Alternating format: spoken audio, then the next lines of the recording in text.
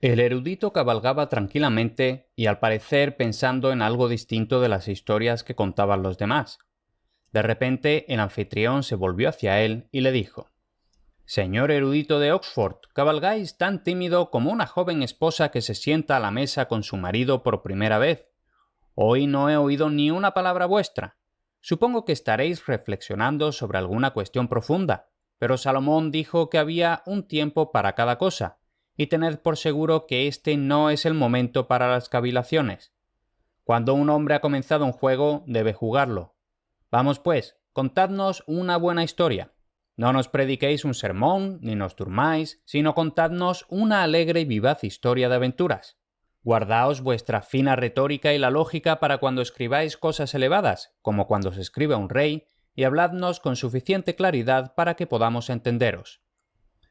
«Mi anfitrión, estoy a vuestro servicio», respondió el erudito con gran cortesía. «Sois nuestro soberano y ciertamente os obedeceré en todo. Os contaré una historia que oí una vez en Padua a un digno erudito llamado Francesco Petrarca, que ya está muerto. Dios conceda paz a su alma». La sufrida Griselda. En la parte occidental de Italia hay una llanura amplia y soleada, rica y fértil, y esparcidas por ella hay muchas ciudades antiguas cuyas torres fueron construidas en tiempos de nuestros antepasados. Un marqués llamado Walter gobernaba esta tierra, como lo habían hecho sus antepasados. Era honrado y cortés y gobernaba bien su país. Su pueblo le veneraba y le obedecía, pero también le amaba y temía que llegara el momento en que dejara de ser su señor. Deseaban fervientemente que se casara. «Ojalá tuviera un hijo que siguiera los pasos de su padre. Entonces estaríamos tranquilos», decían. Él era joven y fuerte y se divertía tanto con la caza, la cetrería y otros placeres que se sentía inclinado a dejar pasar las cosas y, pasara lo que pasara, no quería tomar esposa. La gente debatía la cuestión y al final uno de los más sabios dijo: «Vayamos a ver al marqués y digámosle humildemente cuánto lo honramos y lo amamos y cuánto nos dolería que su linaje desapareciera y algún extraño viniera a gobernarnos». Así se acordó, y pronto varios súbditos del marqués fueron a verle. Un hombre a quien el marqués había favorecido especialmente actuó como portavoz. Le contó a su señor cómo se sentía el pueblo y le rogó encarecidamente, aunque con toda humildad, que les permitiera elegirle una esposa entre las más nobles de la tierra. El marqués no pudo menos de conmoverse ante la fidelidad de su pueblo en el amor que le profesaban y prometió tomar esposa. Entonces les dijo: «Nunca había pensado en casarme, pero ahora que renuncio a mi libertad a petición vuestra, os pido algo a cambio. Elegiré una esposa para mí donde quiera que mi corazón esté puesto, no es necesario que me la busquéis. Y os pido que me juréis muy solemnemente que, cualquiera que sea la esposa que yo elija, vosotros no os opondréis ni pondréis reparo a mi elección. Y además debo tener también vuestra promesa jurada de que, sea quien sea, le mostraréis la reverencia y el respeto que mostraríais a la hija de un emperador y que esto nunca faltará mientras dure su vida». La gente estaba dispuesta a prestar el juramento, pero aún así temían que pasara un mes tras otro y el marqués siguiera retrasando su boda, por lo que se arrodillaron ante él aún más humildemente y le rogaron que extendiera su gran bondad ya mostrada, fijando un día para su boda. El marqués señaló un día y prometió que, llegado el momento, tomaría esposa sin falta. La gente se lo agradeció una y otra vez y se marchó alegremente a sus casas, mientras el marqués mandaba llamar a sus funcionarios y les ordenaba que preparasen para ese día un gran banquete nupcial. No lejos del espléndido palacio del marqués había un pueblecito donde solo vivía gente pobre. El más pobre de todos era un hombre llamado Janícula, pero era rico en un aspecto, pues tenía una hija joven y hermosa llamada Griselda. No solo era hermosa, sino también trabajadora y buena, y hacía cuanto estaba en su mano para ayudar a su pobre y anciano padre. Tenían unas cuantas ovejas y cuando ella salía a cuidarlas, llevaba siempre consigo su rueca para poder hilar mientras vigilaba. De camino a casa recogía raíces y hierbas para cocinar sus frugales comidas, y en todo daba a su padre cariñosos cuidados y reverencia y honor. El marqués se había fijado a menudo en esta joven cuando iba de caza. Veía lo femenina que era y se fijaba en lo que la gente del pueblo decía de su bondad. A menudo pensaba en su rostro no solo hermoso, sino también puro, fuerte y verdadero, y había resuelto que, si alguna vez se casaba con alguien, aquella joven sería su esposa. Pasaban los días. En palacio se llevaban a cabo fastuosos preparativos para la boda. Se habían buscado delicadas viandas en el campo, se había puesto en orden toda la casa y se había arreglado todo lo bellamente que puede arreglarse una casa. El marqués había enviado a sus mensajeros a otras tierras en busca de joyas con las que hacer anillos, broches, collares y brazaletes. Incluso mandó confeccionar muchos vestidos ricos y costosos a la medida de una de las damas de la corte, que tenía una estatura y una figura muy parecidas a las de la humilde doncella del pueblo. Había llegado el día de la boda, pero aún entonces nadie sabía quién iba a ser la novia, y la gente empezó a preguntarse en secreto si, después de todo, el marqués solo les estaba tomando el pelo. Los señores y las damas habían acudido a la boda. El marqués, vestido con sus mejores galas, se adelantó para saludarles. «Pero antes de sentarnos al banquete», dijo, «cabalgaremos un poco hasta la pequeña aldea cercana». Así pues, toda la espléndida concurrencia partió hacia la pequeña aldea, preguntándose sin cesar qué descabellado capricho tenía en mente el marqués.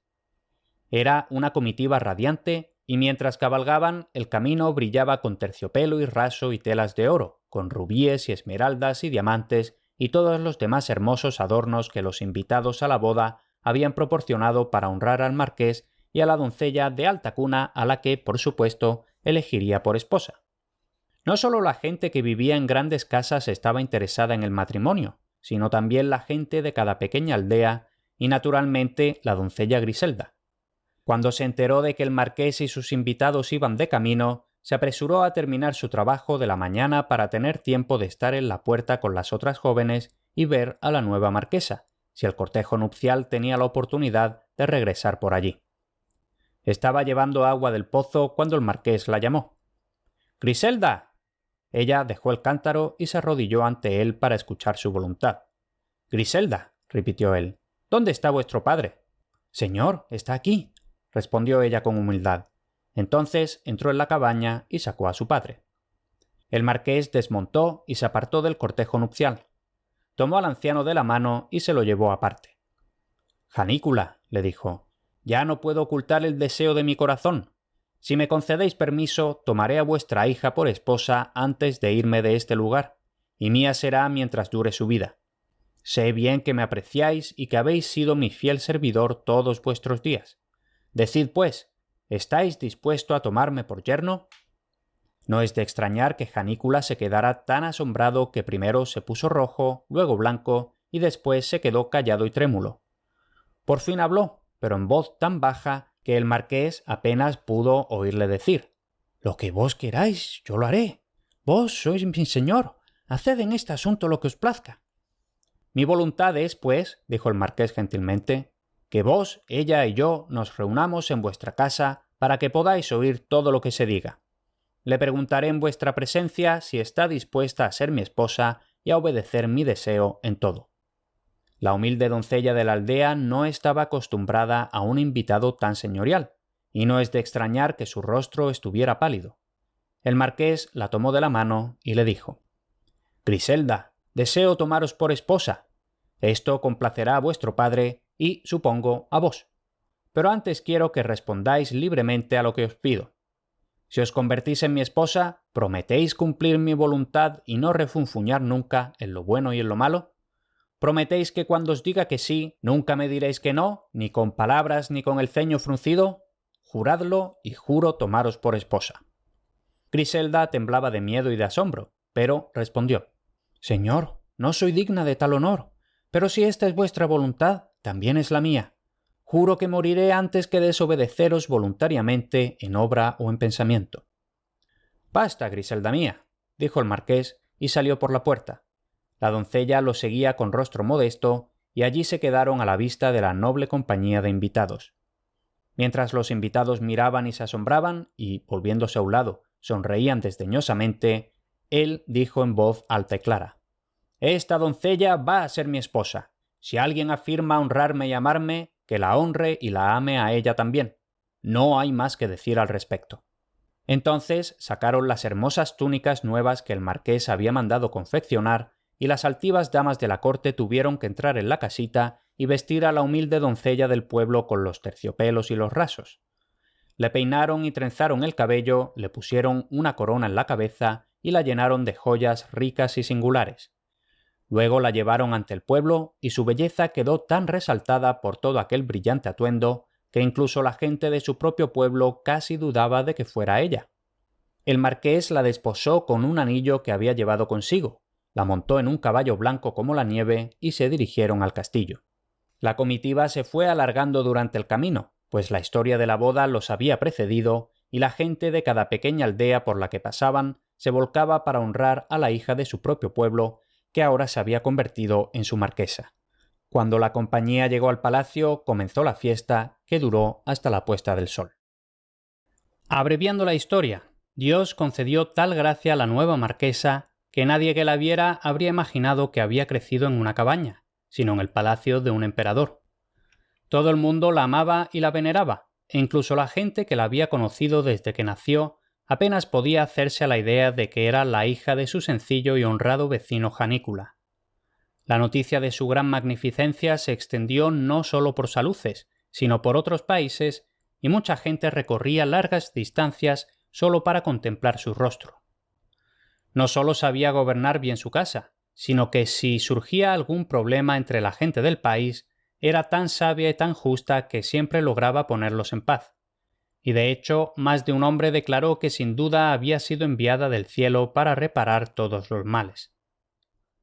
Al cabo de un tiempo dio a luz una hija, y entonces el palacio fue aún más feliz que antes. Así fue como el marqués y su esposa de humilde cuna vivieron juntos en paz y alegría. Supo ver bondad y prudencia en una doncella de baja condición, decía el pueblo. Es un hombre sabio. Y apreciaban a su señor más que nunca. Cuando la niña tenía solo unos meses, un pensamiento insensato asaltó el corazón del marqués. Deseaba poner a prueba la fidelidad de su esposa y ver si cumplía las promesas que le había hecho el día de su boda. Así pues, una noche se acercó a ella con rostro severo y preocupado y le preguntó: «Griselda, ¿recordáis el día en que os saqué de la pobreza y os hice marquesa? Ahora escuchad todo lo que os digo. Me sois tan querida como siempre, pero los nobles no piensan lo mismo. Dicen que es vergonzoso para ellos tener que estar sujetos a vos y servir a alguien de nacimiento tan humilde. Lo han dicho cada vez más desde que nació vuestra hija. Y ahora, si quiero vivir mi vida en paz, me veo obligado a hacer con la niña no lo que yo elegiría, sino lo que ellos exigen. No haré nada sin vuestro conocimiento y consentimiento, pero ahora os exijo que obedezcáis mi voluntad con la paciencia y obediencia que prometisteis el día de nuestro matrimonio». El rostro de Griselda no cambió, y ni una lágrima derramó, a pesar de que se le partía el corazón. Respondió con humildad: «Señor, mi hija y yo somos vuestras, y sin duda podéis hacer con lo vuestro lo que queráis. Lo que a vos os plazca, a mí también.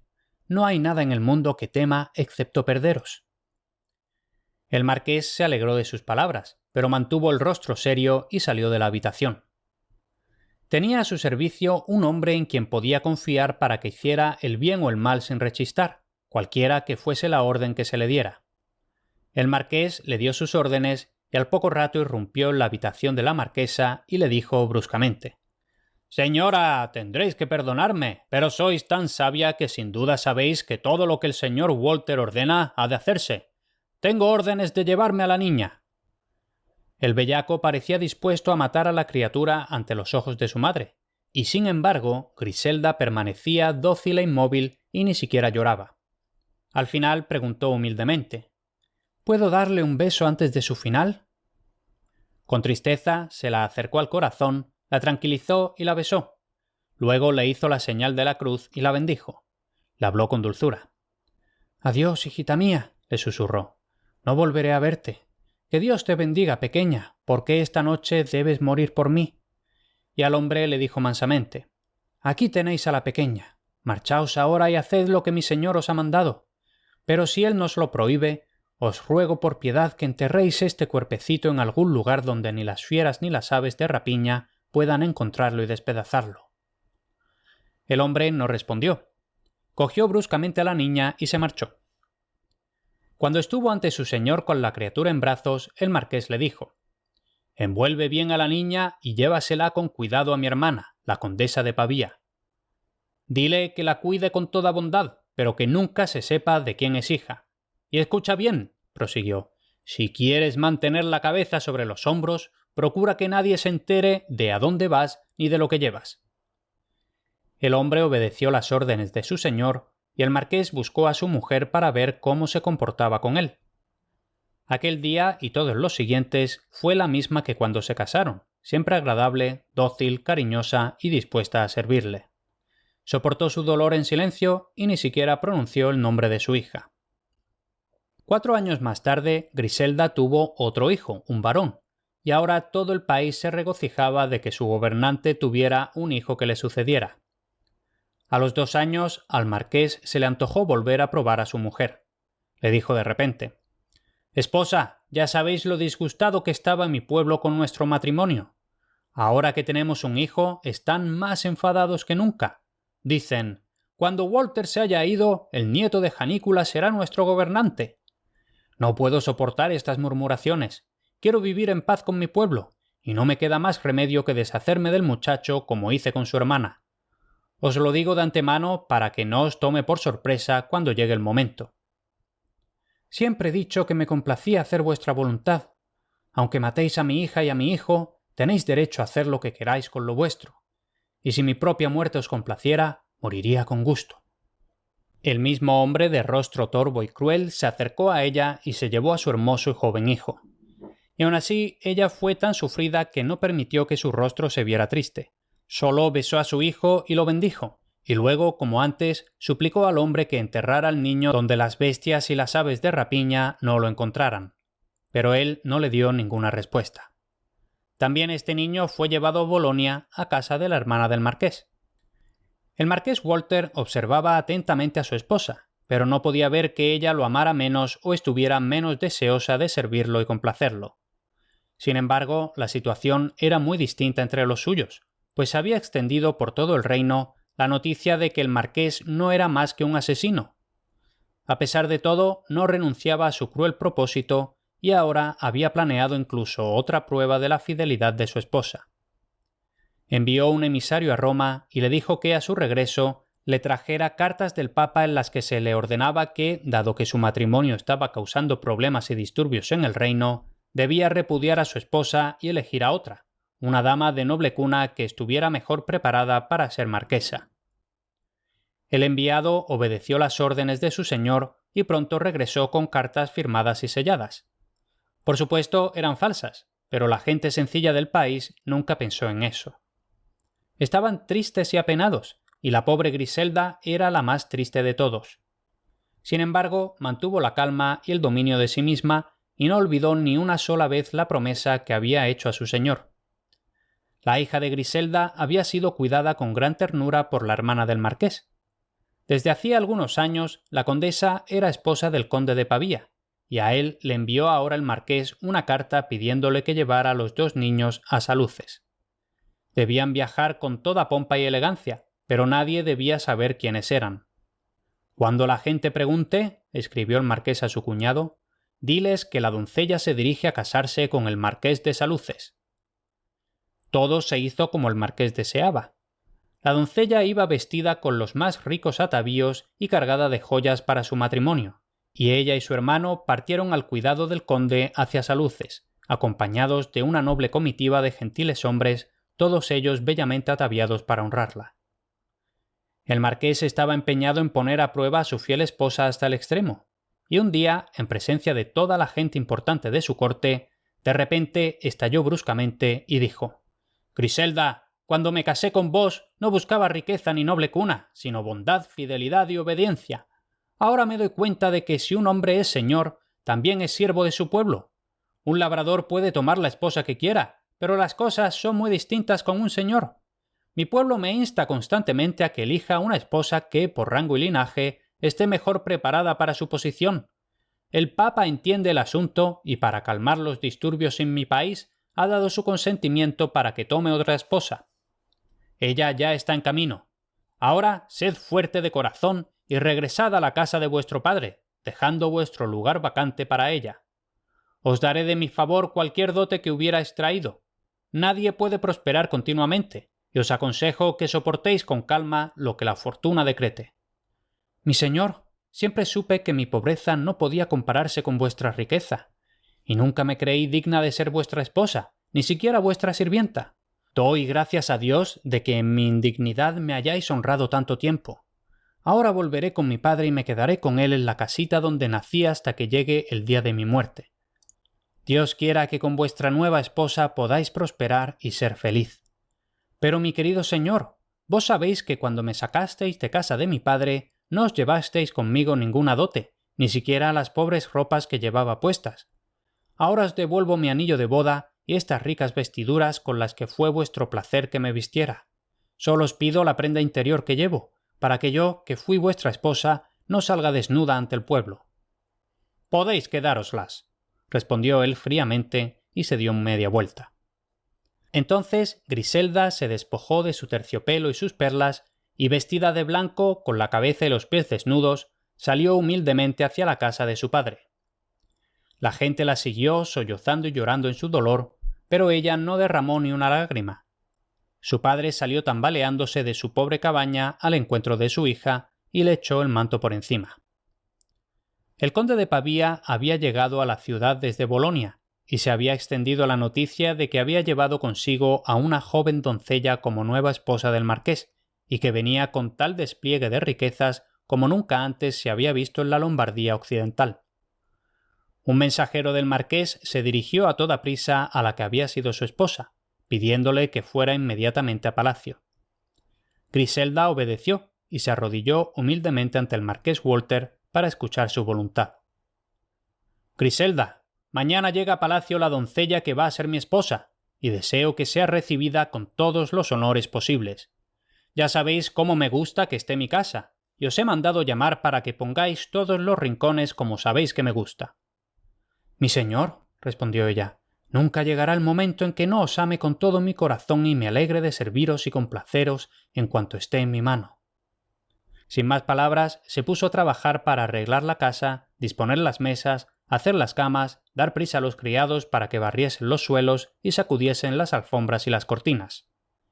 Ella misma trabajó con más diligencia que todos ellos, y no pasó mucho tiempo antes de que el salón y los aposentos estuvieran perfectamente arreglados. Hacia las 9 de la mañana llegó al palacio el noble conde con la joven doncella y su hermano. La gente es voluble y cambiante como una veleta, y, a pesar de todo el cariño del pueblo de Walter por Griselda, estaban listos para algo nuevo. Incluso murmuraban entre ellos que, al fin y al cabo, era mejor que quienes se casaran fueran de la misma condición, y los que habían tenido la suerte de vislumbrar el rostro de la novia declararon que, en verdad, era aún más hermosa que Griselda. La esposa que el marqués había desechado había ido a la puerta con los demás para recibir a la recién llegada marquesa. Ella dirigía todas las cosas con tal habilidad y astucia que cada huésped era recibido de acuerdo con su rango, y se preguntaban mucho quién podría ser aquella que conocía tan bien las costumbres de la casa y, sin embargo, iba vestida de forma tan pobre. Cuando los señores estaban a punto de sentarse al banquete, el marqués mandó llamar a Griselda para que se acercara a él. «¿Qué te parece mi hermosa y joven esposa?», le preguntó. «Nunca vi una doncella más hermosa», respondió ella. «Dios os conceda prosperidad y alegría hasta el fin de vuestra vida. Pero os pido un único favor. Esta doncella ha sido educada con más delicadeza que yo, y os ruego y advierto que no la lastiméis como me habéis lastimado a mí, pues difícilmente podría soportar la adversidad como quien ha sido criada con menos delicadeza». Incluso aquel cruel marqués no pudo soportar por más tiempo torturar un corazón tan afectuoso y fiel. Le echó los brazos y la besó una y otra vez. «Griselda mía», le dijo, «he puesto a prueba vuestra fidelidad más severamente de lo que jamás se puso a prueba a una mujer, y ahora vendrá vuestra recompensa. Esta hermosa doncella que creísteis que sería mi mujer es nuestra querida hija. El varonil joven que está a su lado es nuestro hijo, que será mi heredero. Los he mandado criar con mi hermana en Bolonia, con el encargo de educarlos esmeradamente. No he hecho esto con malicia, sino para probar vuestra fidelidad a mí y a vuestra palabra prometida». Griselda parecía una persona que se hubiera despertado de su sueño. Cuando empezó a comprender las palabras del marqués, se desmayó de alegría. Y luego, cuando se hubo repuesto, llamó a sus hijos para que se acercaran a ella. Los abrazó, los besó una y otra vez y dejó caer sus lágrimas sobre sus relucientes cabellos. Solo pensaba en la alegría de ver a sus queridos hijos, a quienes creía muertos desde hacía mucho tiempo. «¡Que Dios os recompense, mi querido señor!», exclamó, «por haber salvado a mis hijos. Nada importa que muera yo hoy, pues ahora sé que el amor y el favor de mi señor son los míos». Los que estaban a su alrededor lloraron grandes lágrimas de compasión, y el marqués animó y consoló a su esposa, y muchas miradas del más tierno afecto se cruzaron entre ellos. En cuanto las damas vieron la hora, llevaron aparte a la marquesa a un aposento, y allí la despojaron de su tosco vestido y le pusieron una túnica de reluciente tela de oro, y colocaron sobre su cabeza una reluciente corona que brillaba con muchas joyas, y luego la llevaron de nuevo al salón para que ocupara su debido lugar. Así fue como aquel triste día llegó a un alegre final, pues todos los invitados a la boda se esforzaron al máximo para alegrar el banquete y honrarla. Durante muchos años el marqués y su esposa vivieron juntos en paz y alegría, y en el palacio había un lugar para el bueno de Janícula, que vivió allí hasta su muerte. La hija se casó con un rico y noble señor, uno de los más dignos de toda Italia. Y cuando llegó el momento de que el marqués entregara su alma a Dios, su hijo le sucedió. Se casó con una esposa que le amó de verdad y le fue siempre fiel, pero él era más sabio y cariñoso que su padre y nunca la sometió a una prueba tan triste y cruel. Hasta aquí este episodio. Si te ha gustado, me ayuda mucho que le des un me gusta y dejes una reseña positiva en la plataforma donde estés escuchando. Así el podcast llega a más gente. Y por cierto, publicar episodios regularmente supone un gran esfuerzo. Si quieres apoyar de verdad estos contenidos, puedes apuntarte al Podcast Premium por un pago único bastante bajo. De esta forma podrás disfrutar de los siguientes episodios por adelantado y sin ningún tipo de publicidad. Si te interesa, dirígete a leyendasmedievales.com y échale un vistazo. Ahí también puedes comprar los libros en los que se basa el podcast, ya sea en papel o en digital, que eso también ayuda mucho.